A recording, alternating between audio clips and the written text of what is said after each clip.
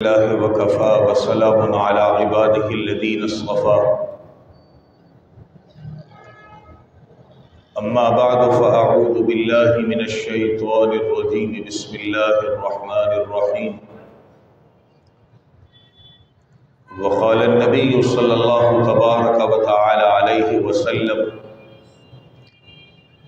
كفارة الغيبة استغفر لمن اغتبته او كما قال صلی اللہ تبارک و تعالی علیہ وسلم۔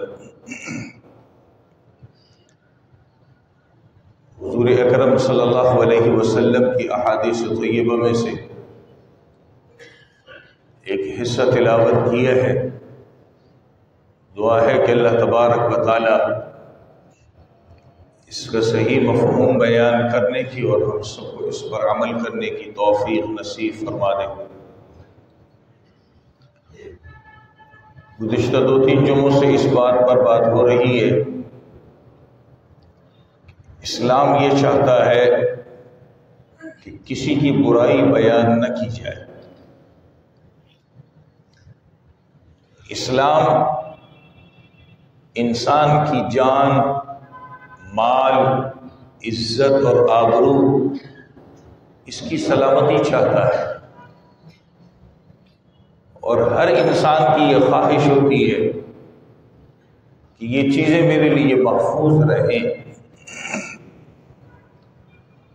انسان کبھی دوستوں کی موافقت میں، کبھی اپنے آپ کو بڑا سمجھ کر، کسی دوسرے کو چھوٹا اور حقیر سمجھ کر، یا بطور مزاح کسی کے عیب کو کھولنا شروع کر دیتا ہے، جس کی اجازت اسلام نہیں دیتا۔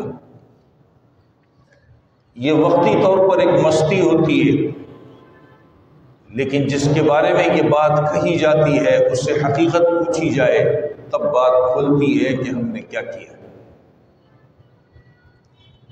جب اس برائی کو میں اپنی ذات کے لیے پسند نہیں کرتا تو میں دوسرے کے لیے اس کو پسند کیسے کرتا ہوں؟ گزشتہ جمعے آخر میں کچھ ایسے مواقع بیان کیے تھے جہاں کسی کی برائی بیان کی جاتی ہے۔ اس میں سے ایک موقع یہ بیان کیا تھا جب کسی انسان کے اوپر ظلم ہو جائے تو اپنے ظلم کو دوسرے کو بیان کر سکتا ہے، اور قرآن اس کی اجازت دیتا ہے۔ پارہ 6 کی جو پہلی آیت ہے وہ اسی پر ہے۔ میں نے اس کی مثال دی تھی کہ آج کل جیسے ڈکیتیاں ہوتی ہیں، گن پوائنٹ کے اوپر مال چھین لیا جاتا ہے، چیزیں چھین لی جاتی ہیں، اس کا تذکرہ کرنا یہ برا نہیں ہے، اسلام اس کی اجازت دیتا ہے۔ دوسری صورت یہ ہے کہ کسی دینی غرض کے لیے کسی کی برائی کی جا سکتی ہے۔ یہ جو احادیث کی کتابیں لکھی ہیں، ان کے اندر حدیثوں کے بیان کرنے والے، جو بڑے بڑے حدیثوں کے یاد کرنے والے بڑے بڑے بزرگ اور ولی ہیں، ان کی پہچان کے لیے، ان کے تعارف کے لیے کہ یہ کون ہے، کہیں کوئی ایسا لفظ اور ایسی بات لکھ دی جاتی ہے جو بظاہر بری ہوتی ہے، لیکن حضور اکرم صلی اللہ علیہ وسلم کی احادیث کی حفاظت کے لیے یہ جو کتابیں لکھی گئیں، انہوں نے اس کا خیال کیا کہ بظاہر ایک انسان کے اوپر تھوڑی سی بات آ رہی ہے، مگر قیامت تک کے انسانوں کے لیے ایک فائدہ اور بھلا یہ ہوگا کہ نبی کی احادیث محفوظ ہو جائے گی۔ میں اس کی ایک چھوٹی سی مثال دیتا ہوں۔ کوئی آدمی ہوتا ہے، اسے نام سے کوئی نہیں جانتا، باپ کے نام سے بھی کوئی نہیں جانتا، البتہ جب وہ زندگی گزار رہا تھا تو اس کی شہرت کسی وجہ سے ہو گئی، تو ابھی ان ائمہ نے اس کے نام کو، اس کے باپ کے نام کو بھی لکھا اور اس کی شہرت بھی لگا دی۔ اس شہرت میں ایک امام ہے، ان کا نام کے آخر میں آتا ہے الاعرج. اعرج اردو میں کہتے ہیں لنگڑے کو، ابھی تو آیا ہے، لیکن ان کو نام سے نہیں جانتے تھے. بعد والے کیسے پہچان سکے؟ تو ان کے نام کے ساتھ وہ صفت لگا دی جس سے وہ اپنے علاقے میں مشہور تھے، تاکہ نبی کی باتیں محفوظ ہو جائیں، اس میں جھوٹ شامل نہ ہو جائے. اس لیے کہ نبی کی بات کسی غیر معروف انسان سے، اس کو کوئی نہیں جانتا، اس نے کہیں لکھ دی، کہیں بول دی، اور پتہ ہی نہیں ہے کہ وہ ہے کون، سچا ہے، جھوٹا ہے، کیسا ہے. لوگ اسے نبی کی بات سمجھتے رہیں گے، آگے نقل کرتے رہیں گے. اور آج ماشاءاللہ ہے ہمارے فیس بک کے اوپر یہ باتیں چل رہی ہیں، ہمارے پاس آ جاتا ہے، وہ ٹائٹل لگا دیتا ہے نبی نے فرمایا، حالانکہ نبی کا فرمان ہوتا ہی نہیں ہے، جھوٹ ہوتا ہے. کسی کتاب کا بھی نام لکھ دیتا ہے کہ فلاں کتاب میں لکھی ہے، حالانکہ اس کتاب کے اندر ہوتی ہی نہیں یہ بات. آج یہ کام چل رہا ہے، لوگ اسے حدیث سمجھ کر، کسی صحابی کا قول سمجھ کر، کسی بڑے بزرگ کی بات سمجھ کر آگے بھیج رہے ہوتے.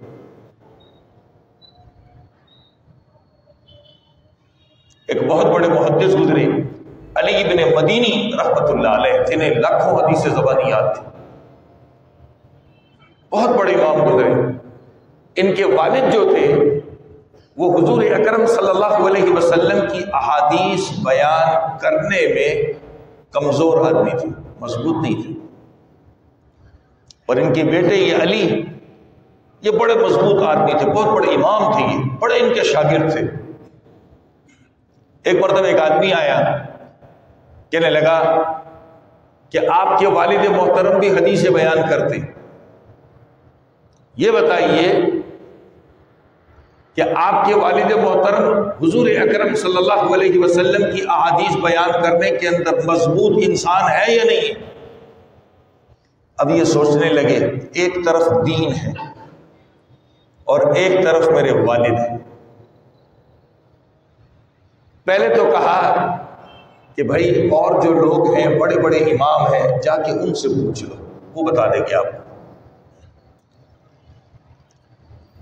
وہ پوچھنے والا چپک گیا، کہنے لگے میں آپ کی بات سننا چاہتا ہوں کہ آپ کیا کہتے ہیں.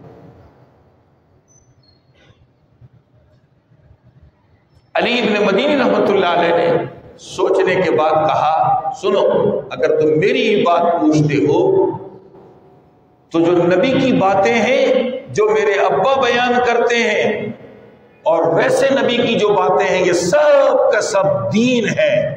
لیکن میرے ابا جو بیان کرتے ہیں انہو ضعیف، وہ اس کے اندر کمزور آدمی ہے. دین کو بچا لیا، ابا کو پیچھے کر دیا. کیوں؟ ادھر حضور اکرم صلی اللہ علیہ وسلم کی ذات کے اوپر آنچ آ جاتی، ایک کمزور آدمی اس کو غلط بیان کر سکتا ہے اور وہ نبی کی بات ہو نہیں سکتی تھی، اس لیے دین کو بچا لیا. آج ہمارے اندر ایسی غیرت نہیں ہے، ہمارے اندر ایسی غیرت نہیں ہے. ہم تو دین کے جاننے کے باوجود ہمارا اپنا ہو، حالانکہ نہ بیٹا ہے، نہ باپ ہے، نہ بھائی ہے، ایک تعلق ہے، دوستی ہے، علاقے والا ہے، اس کو ترجیح دے دیتے، دین کو نیچے کر دیتے، اس لیے کہ دین کی اہمیت ہمارے دل میں نہیں ہے، ختم ہو گئی. یہ بڑے لوگ تھے، انہوں نے اپنے آپ کو دین پر بنایا تھا، ہم نے اپنے آپ کو دنیا پہ بنایا. ہم 2 ٹکے کے لوگ ہیں، ہم لوگ 2 ٹکے کے لوگ ہیں، ٹکوں میں بک جاتے ہیں ہم لوگ. یہ ایسے نہیں تھے. عرض یہ کر رہا تھا، دین کو بچانے کے لیے کسی کی برائی کی جا سکتی ہے. یہ 2 مقام ہو گئے. تیسرا مقام، کسی انسان کو عبرت دلانی ہے، اس عبرت دلانے کے لیے بھی اس کی برائی بیان کی جا سکتی ہے. اس کی مثال کیا ہے؟ ہم جانتے ہیں کہ یہ فلاں کا بچہ ہے، فلاں کا شاگرد ہے، اور یہ جس کا بچہ ہے، یہ جس کا شاگرد ہے، وہ اس کے اوپر اتنی طاقت رکھتا ہے کہ اگر اس کی برائی میں اس بڑے کو بیان کر دو تو یہ بچہ سدھر جائے گا۔ اب اس بچے کی غیبت اس کے باپ کے سامنے کر سکتے ہیں کہ آپ کا بچہ شراب پیتا ہے، چوری کرتا ہے، ڈکیتی ڈالتا ہے، فلاں برا کام ہے، فلاں برا کام ہے، فلاں برا کام ہے، یہ کیا جا سکتا ہے۔ میں نے اس کی مثال کچھ عرصے پہلے سنائی تھی۔ حضرت عبداللہ بن عمر بن عاص، یہ دونوں باپ بیٹے صحابی ہیں۔ عبداللہ بیٹے ہیں، ان کے ابا عمر بڑے تھے، باپ تھے، دونوں صحابی ہیں۔ جب انہوں نے اپنے بیٹے عبداللہ کی شادی کی تو اپنی بیوی کا خیال نہیں رکھتے تھے۔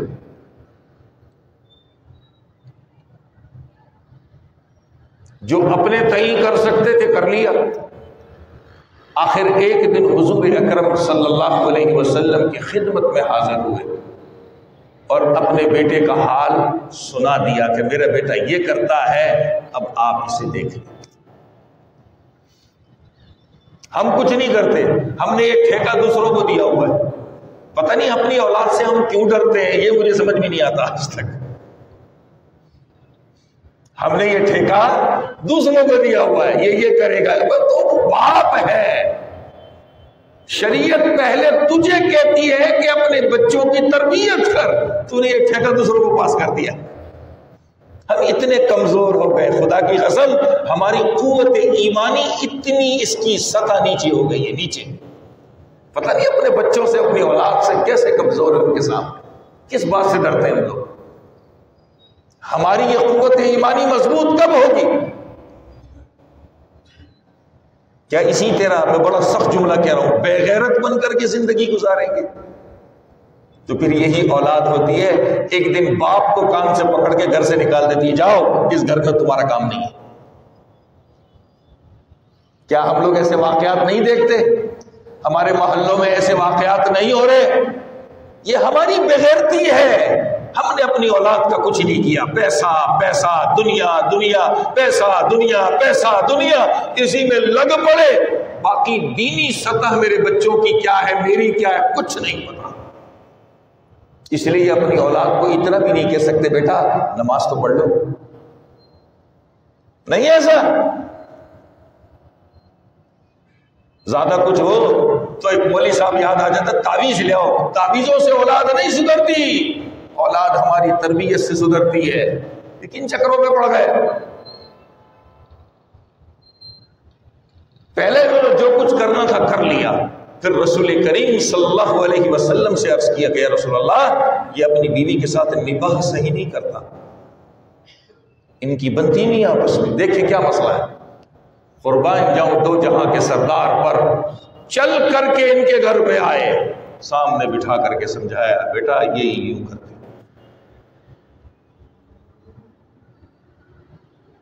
باپ نے نبی کو کیوں بتایا؟ باپ کو پتا تھا جو میں کر سکتا تھا میں نے کر لیا، اب اس بچے پر میری نہیں چل رہی یا وہ سمجھ نہیں پا رہا، اس پر اب حضور اکرم صلی اللہ علیہ وسلم کی بات اثر کرے گی۔ فوراً پہنچ گئے اور اپنی اولاد کی خبر گیری کر لی۔ آج تو آنکھیں بند کر کے بیٹھے رہتے ہیں، دیکھ لے کہ ہماری سب سے بڑی بات، بڑا ہوگا نا سب کچھ صحیح کر لے گا، تو پھر کھانا کھلانا کیوں سکھایا اس کو؟ بڑا ہو کے خود بخود کھا لیتا، بڑا ہو کے خود بخود کھا لیتا۔ ابھی 12 13 14 15 سال کا نہیں ہو تو باپ کو فکر ہوتی ہے اس کے لیے کام دھندے کی صورت کیا کروں۔ ابے بھائی پہلے تعلیم دے، اس کی تعلیم کی عمر ہے، تو 12 15 سال کی عمر میں اس کے دھندے کا سوچ رہا ہے، کام کا سوچ رہا ہے، کیا کرے گا؟ بڑا ہو کے کر لے گا نا خود ہی۔ کیوں یہاں ہمارا ایمان نیچے چلا جاتا ہے؟ حضرت فاروق اعظم رضی اللہ تعالیٰ عنہ نے ایک گورنر بنا کر کسی صحابی کو بھیجا علاقے میں۔ اس علاقے میں ایک آدمی تھا جس کا نام تھا ابو جندل، وہ غلط عادتوں میں پڑ گیا۔ جب وہ غلط عادتوں کو پڑا، اس کی غلط عادتوں میں سے ایک بتا دیتا ہوں، شراب پیتا تھا۔ ابو جندل شراب پیتا تھا اور غلط عادتیں اس کے اندر تھی۔ وہ جو گورنر صحابی تھے، پہلے انہوں نے اس کی خبر گیری کی، سمجھایا، دیکھا کہ اب یہ تو باز نہیں آ رہا، چنانچہ اپنے علاقے سے ابو جندل کی شکایت ایک خط کی صورت میں لکھ کر حضرت فاروق اعظم رضی اللہ تعالیٰ عنہ کو بھیج دی. یہ آدمی ایسا ایسا کر رہا ہے. حضرت فاروق اعظم رضی اللہ تعالیٰ نے اس خط کا جواب دیا اور ابو جندل کے نام پر لکھا. پارہ 24 کی جو دوسری صورت ہے سورہ غافر، اس کی آیتیں شروع میں لکھی، پھر اس کو سمجھایا اور بڑے سختی کے ساتھ الفاظ لکھے. اب دیکھیے وہاں ایک بندے کی اصلاح کے لیے کہ یہ بندہ سدھر جائے، غلط چیزیں اس کے اندر سے ختم ہو جائے، صحابی کو فکر ہوئی تو مدینہ منورہ اس کے لیے خط لکھا. اس کو عبرت دلانا تھی کہ بندہ سدھر جائے. حضرت فاروق اعظم کے خط نے کام کر دیا. وہ توبہ طائب ہو گیا، پکا سچا مسلمان ہو گیا ابو جندل. نبی کریم صلی اللہ علیہ وسلم کے سامنے کچھ اماموں کی شکایت کی گئی. یہ ہماری مسجد کے امام ہیں اور بڑی لمبی لمبی نمازیں پڑھاتے ہیں. ہم دن بھر کام کرتے ہیں، تھکے ہارے ہوتے ہیں، زمینوں میں کام کرتے ہیں، کھیتی باڑی کرتے ہیں، یہ کرتے ہیں وہ کرتے ہیں، ہم دن بھر کے تھکے ہوتے ہیں، یہ رات کو آتے ہیں لمبی لمبی نمازیں پڑھاتے ہیں. آپ ان کو پوچھیے حضور اکرم صلی اللہ علیہ وسلم جب یہ برائی ہوئی، یہ عبرت کے لیے تھی، عبرت کے لیے تھی. نبی علیہ السلام نے بلایا اور فرمایا تم لوگوں کو فتنے میں ڈال لے، ایسی نماز پڑھو، یہ سورت پڑھو، ایسی نماز پڑھاؤ، یہ سورت پڑھ کر کے نماز پڑھاؤ. عبرت کا مقام ہوتا ہے وہاں پر غیبت کر سکتے، برائی کر سکتے، تاکہ یہ بندہ سدھر جائے، راہ راست کے اوپر آ جائے. ایسی صورت کی جا سکتی. ایک اور صورت ہے، کوئی شرعی مسئلہ پوچھنا ہے، اس مسئلے کے پوچھنے کے لیے بھی غیبت ہو سکتی ہے. بخاری شریف کے اندر ایک قصہ لکھا ہے. حضرت ابو سفیان رضی اللہ تعالیٰ ان کی بیوی ہندا، انہوں نے حضور اکرم صلی اللہ علیہ وسلم سے ایک مسئلہ پوچھا. فرمایا یا رسول اللہ، میرے شوہر جو ہے گھر کے خرچے دینے کے اندر کنجوس ہے. صاف صاف بات کہی، گھر کا خرچہ پورا نہیں دیتے. میرے شوہر جو ہے گھر کا خرچہ دینے کے اندر کنجوس ہے، گھر کا خرچہ پورا نہیں دیتے. کیا ان کا مال جو گھر میں رکھا ہوتا ہے میں ان کو بغیر اطلاع دیے، بغیر بتائے اس میں سے اٹھا کر خرچہ کر لوں؟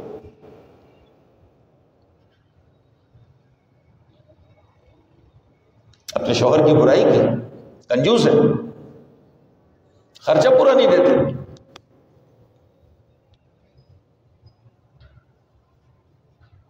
آج ہم اپنے آپ کو سوچ لیں ہمارا کیا حال ہے. آج ہمیں اپنے گھر میں اپنی بیوی سے، اپنے بچوں سے مال چھپا چھپا کے رکھنا پڑتا ہے.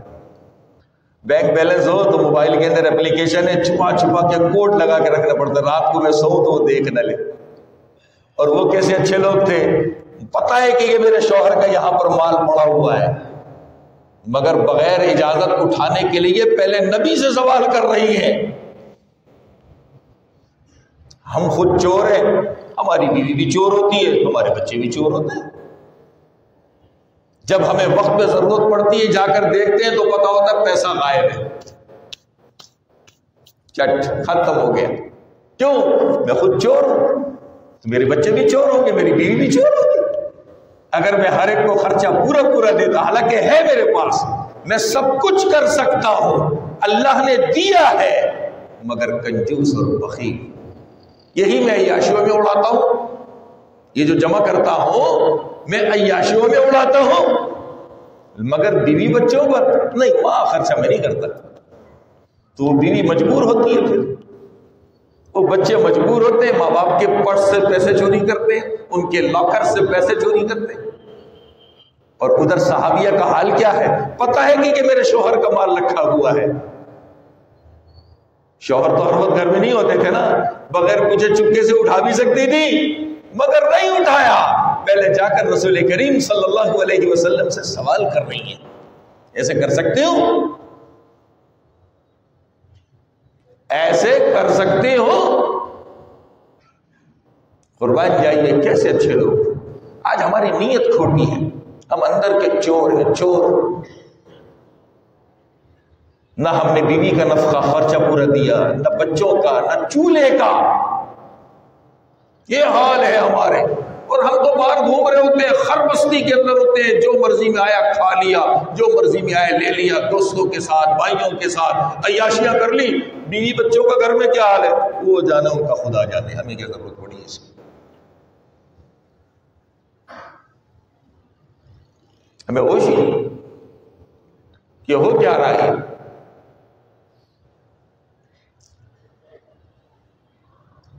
ہمیں کچھ نہیں پتا. ہم اس معاملے کے اندر بھی پرلے درجے کے بے غیرت بن چکے ہیں، پرلے درجے کے بے غیرت بن چکے ہیں. میں آپ کو کھلی بات کرتا ہوں، بعض مرد ایسے بے غیرت ہیں، ان کی چاہت یہ ہوتی ہے کہ میری بیوی بھی کام پر لگ جائے، وہ کچھ کما کے اپنا گزارا کر لے، مجھے دینا نہ پڑے. مجھے معاف کر دینا، میں آج بڑے سخت الفاظ کہہ رہا ہوں، مگر ہماری طبیعت ایسی بن چکی ہے، ہم کام ایسے کر رہے ہیں. ایسے شوہروں کے قصے بھی سننے کو ملتے ہیں. میں افسانے نہیں سنا رہا، کسی زمانے کی کہانیاں نہیں سنا رہا، جو ریئل میں ہو چکا ہے وہ بتا رہا ہوں. شوہر بیوی کا زیور چپکے سے بیچ کر، وہ تو خوش ہے بیچاری، میں نے چھپا کر کے لاکر میں الماری میں رکھا ہوا ہے، ادھر شوہر چپکے سے نکال کر کبھی جوا کھیلتا ہے اس میں لگا دیا، کبھی شراب نوشی کی عیاشی میں پڑا ہے اس میں لگا دیا، کام دھندا کرتا نہیں، دن بھر گھومتا رہتا ہے. اور وہی بیوی کا زیور چوری کر کے پیسے بنا کر بیوی کو لا کے دیتا. بیوی سمجھتی کما کے آ رہا ہے، بعد میں پتہ چلتا ہے میرا تو سارا زیور ہی ختم ہو گیا، چوری ہو گیا. کون کرنے والا ہے؟ شوہر. ہم کیسی آنکھیں بند کرتے ہیں؟ اولاد جوان ہو جاتی ہے، وہ خرمستیوں میں لگ جاتی ہے، پینے پلانے میں، زنا میں، ڈوبنے میں، عیاشی میں. ماں باپ آنکھیں بند کیے ہوتے ہیں، اب پیسے ان کے پاس ہے نہیں، وہ اولاد کماتی نہیں تو کیا کرے؟ کوئی ماں کا زیور چوری کر رہا ہے، کوئی اپنی بہن کا زیور. بیچارے ماں باپ بچیوں کے لیے زیور جمع کر کے رکھتے ہیں، ان کی شادی میں کام آئے گا. وہی بھائی بے غیرت بن کر کے اپنی ہی بہن کا زیور چوری کرتا ہے، جس کے پیسے ماں باپ نے خون پسینے کے تھوڑے تھوڑے کر کے جوڑے تھے. بچوں کو برا بھلا مت کہو، آئینہ دیکھ کر اپنے آپ کو برا بھلا کہو. ہم اگر ان کی خبر گیری صحیح کرتے تو آج ہمارے بچے ہماری چوری نہیں کرتے. اب پوچھنے نکلتے ہیں کوئی جیل ہے؟ کیا ہو گیا جی؟ بچے کو وہ جمع کرانا ہے. کیوں جی؟ شراب پیتا ہے، زنا کرتا ہے، چوری کرتا ہے. تو پہلے کیا تیری آنکھیں بند تھی، اب جیل میں سیدھا ہو جائے گا. ایسے ہمارے پاکستان میں ہیں ایسے ادارے جو لوگوں کے بچوں کو پال لیں، جن کے اندر چرس، ہیروئن، شراب، زنا اس کی عادت ہو چکی ہے. مہینے کے ماں باپ پیسے بھی دیتے ہیں، 5,000 10,000 فیس بھی دے رہے، اور بچے کو لاک اپ میں بند کرایا ہوا ہے، خوش ہے. یہی پیسہ اگر پہلے صحیح طور پر اولاد پہ خرچ کر دیتے تو آج یہ رسوائی دیکھنی پڑتی؟ کبھی نہیں دیکھنی پڑتی. پہلے ہم چور بنے، آج ہماری اولاد ہمیں کر کے بتا رہی ہے کہ ابا کا خون ہم میں دوڑ رہا ہے، باپ کا خون ہمارے اندر دوڑ رہا ہے. ہم ایسے بچوں. ایک اور مقام ہے جہاں انسان کی برائی کی جا سکتی ہے. کسی پر ظلم ہو رہا، پتہ ہے کہ یہ ظالم ہے، جابر ہے، نقصان پہنچا سکتا ہے. اب ایسے ظالم آدمی کے بارے میں بھی بندے کو اطلاع دی جا سکتی ہے، یہ اس سے بچو، ایسا نہ کرو. اس کی پہلی مثال سنیے. ہمیں معلوم ہے کہ فلاں آدمی ایسا فراڈی ہے، چور ہے، لوگوں کو دھوکہ دیتا ہے، لوگوں کے ساتھ فراڈ کرتا ہے. اب ہمیں پتہ چل رہا ہے کہ یہ فلاں کے ساتھ معاملات کرنے والا ہے، لین دین کرنے والا ہے، خرید و فروخت کرنے والا ہے. اور جس کے ساتھ کرنے والا ہے ہم اس کو جانتے ہیں. لیکن اس بندے کو نہیں پتا کہ جس کے ساتھ وہ معاملہ کر رہا ہے وہ فراڈیا ہے. اب آپ اس کو جا کے بتا دیں بھائی اس سے بچ کے رہو. حضرت حذیفہ رضی اللہ تعالی عنہ رسول کریم صلی اللہ علیہ وسلم کے رازدار صحابی، بڑے بڑے راز نبی نے ان کو دیے تھے. ان کے لقب میں لکھا ہے صاحب سر رسول اللہ صلی اللہ علیہ وسلم، نبی کے رازدار صحابی. اور انتقال بھی کب ہوا ہے یہ بھی سن لیں. نبی علیہ السلام کی وفات کے 20-22 سال کے بعد، زیادہ نہیں، 11 ہجری میں نبی کا انتقال ہوا ہے، ان کا 31, 32 یا 33 میں ہوا ہے. کہنے لگے کہ اللہ تعالیٰ نے ہر انسان کے دل کے اندر امانت رکھی ہے، امانت کہ خیانت نہ کرے.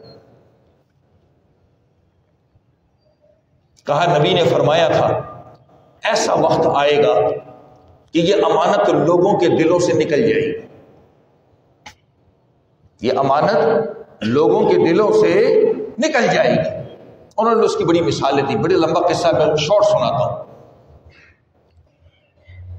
کہنے لگے کہ ایسا وقت بھی آئے گا جو بڑا خائن ہوگا، خیانت کرنے والا ہوگا، لوگوں کی نظروں میں وہ بڑا سمجھدار تجارت کرنے والا ہوگا. لوگ اس کی مثالیں دیں گے، چیٹر کی مثالیں، چیٹر کی مثالیں دیں گے. کیا کہیں گے؟ کتنا سمجھدار آدمی ہے، کتنا عقل مند آدمی. فرمایا ان کے دلوں میں امانت نہیں ہوگی، خیانت، چیٹنگ ہوگی، چیٹنگ. یہ صحابی فرما رہے ہیں، میں ان کے الفاظ کو اپنے مطلب میں بیان کر رہا ہوں. چیٹر کو لوگ کیا کہیں گے؟ کتنا سمجھدار ہے، کتنا عقل مند ہے. آج ہے نہیں ایسا. اور جو بیچارہ صحیح طور پر اسلام کے طریقے معلوم کر کے حلال حرام کو سمجھ کر کام کرنے والا ہو تو آج کے دور میں ارے اس کو تو کام کرنا ہے، اس کو کیا پتا کام کیسے کرتے ہیں. نہیں دیتے ایسی مثالیں. اور چیٹر ہمارے یہاں وہ تو بہت بڑا ہیرو ہے. آج صحابی اس زمانے میں فرما رہے ہیں. آپ نے کھلا کہہ دیا، آج ہم جانتے ہیں، لیکن ہم نے دیکھتے ہیں نا کہ یہ چیٹر میرے دوست کے ساتھ یا میرے فلاں رشتہ دار کے ساتھ معاملہ کر رہا ہے، اور اس دوست نے، رشتہ دار نے مجھے فلاں موقع پہ ایسی تکلیف دی تھی، ستایا تھا، یوں، ارے بدلہ لو، پھنساؤ اس کو یہاں. نہیں کرتے ایسا.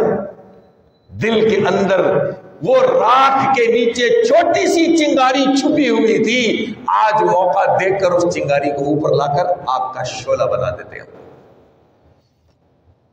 ایسے ہی آ جائے رشتوں کا معاملہ. کوئی بیچارہ ہمارا دوست، ہمارا عزیز، رشتہ دار، خاندان والا، محلے والا پوچھنے آتا ہے جی ہماری بچی کا فلاں جگہ سے رشتہ آ رہا ہے، یہ ہو رہا ہے، وہ ہو رہا ہے، آپ کی کیا رائے ہے؟ میں آج کا وقت بتاتا ہوں، پھر نبی کے دور کے زمانے کی مثال دیتا ہوں. آج ہم کیا کرتے ہیں؟ ارے اس سے خنس نکالو، اس نے میرے ساتھ یوں کیا تھا نا، میرے بچے کے ساتھ یوں کیا تھا، میرے گھر والوں کے ساتھ یوں کیا تھا، یہ اس کے ساتھ، آج اس کو پھنساؤ. اب ہم جھوٹ بولتے ہیں. نبی نے فرمایا ان المستشار مؤتمن، جس سے مشورہ طلب کیا جا رہا ہے وہ امانت دار ہو. ہم کتنا بڑا دھوکہ اور کتنی بڑی خیانت کا کام کرتے ہیں نا. وہ پرانی دشمنی لے آتے ہیں، ارے پھنساؤ اس کی بچی کو، اس کو پھنساؤ، زندگی اس کی مشکل بنا دو. ادھر نبی کہہ رہے ہیں کہ جس سے مشورہ طلب کیا جائے وہ امانت دار ہوتا ہے. تو امانت دار کا کام کیا ہوتا ہے؟ ٹھیک بتا دیں یہ مسئلہ ہے. اور ہم کیا کر رہے ہیں؟ ہم کیا کر رہے ہیں؟ ساری دشمنیاں نکال رہے ہیں. یہ آج ہمارا حال ہے. پھنسا دیتے، کاروبار میں پھنسا دیتے ہیں. کسی کو نوکر رکھنے میں کوئی سفارش لے کے آیا، پتہ بھی ہے کہ ایسا ہے، پھنسا دیتے ہیں. رشتوں کے معاملے میں اور ایسے معاملے میں. اب سنیے نبی کے دور کی مثال. بی بی فاطمہ بنت قیس رضی اللہ تعالی عنہا، ان کو طلاق ہو گئی. ان کے شوہر ابو حفص عمر نے ان کو طلاق دے دی. عدت پوری ہو گئی. رسول کریم صلی اللہ علیہ وسلم کی خدمت میں حاضر ہوئی. فرمایا یا رسول اللہ، میرے پاس 2 رشتے آئے ہیں. ایک کا نام معاویہ ہے، ان کا رشتہ آیا ہے. دوسرے کا نام ابو جہم ہے، ان کا رشتہ آیا ہے. آپ مجھے مشورہ دیں کہ میں رشتہ کہاں کروں. رسول کریم صلی اللہ علیہ وسلم نے صاف صاف کہا، دیکھو بی معاویہ غریب آدمی ہے، اس بیچارے کے پاس کچھ بھی نہیں ہے، وہ تمہارا خیال نہیں رکھ سکتا، اور ابو جہم جو ہے اس کی دیکھیں نبی نے مثال کیسے، اس کا کوڑا اس کے کندھے پہ پڑا ہوتا ہے، یہ سمجھانا تھا بیویوں کے معاملے میں بڑا سخت آدمی ہے،